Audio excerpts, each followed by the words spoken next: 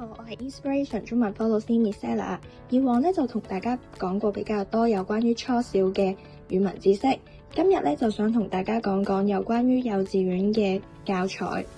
我哋喺幼稚園嘅課程入面最常用到呢5本主題冊，呢5本主題冊咧都主要係幫小朋友做一啲寫字嘅練習。咁每一本咧都大概會有3至4個嘅課題，咁每一個課題咧都會學習唔同嘅嘢。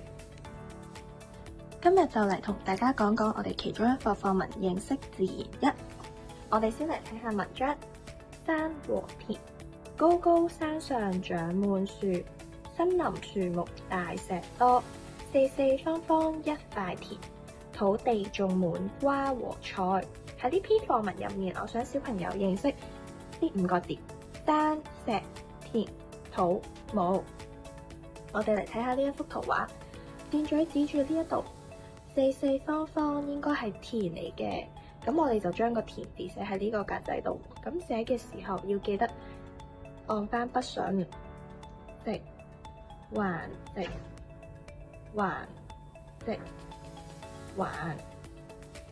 再嚟睇下呢一度，箭嘴指住一棵樹，咁我哋就寫木，木嘅筆順係橫、直、撇、捺。再睇下隔籬有一座山，直、直、橫、直。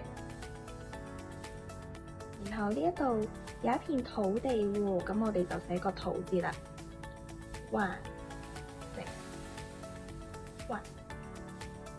最後呢度有好多塊大石，咁我哋就寫個石字啦，橫、撇、直、橫、直、橫。咁我哋完成咗呢一個填充啦。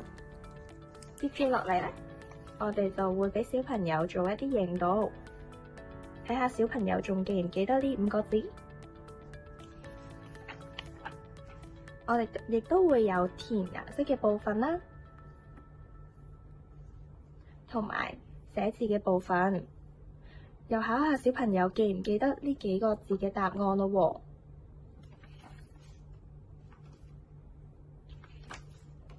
最後我哋仲有一個小小嘅迷宮，考考小朋友，唔知你哋又行唔行到呢？